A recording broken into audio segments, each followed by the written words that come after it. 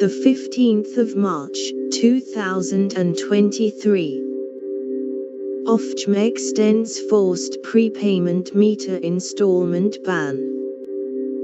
Energy firms will not be restarting forced prepayment ban installations, extending a temporary ban.